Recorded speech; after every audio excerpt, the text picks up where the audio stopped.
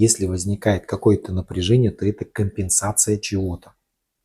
Если мы его снимаем, мы, во-первых, срываем компенсацию, а во-вторых, оно будет постоянно возвращаться. То есть вариант, что мы там 500 раз это все сделаем, организм какую-то другую компенсацию изобретет. Но это редко такое бывает. Тут, если мы занимаемся расслаблением шеи и не ищем проблему, то это либо постоянные тренировки, либо это постепенно будет приводить к ухудшению. Основное это, конечно, вот эти короткие разгибатели, которые находятся под затылком.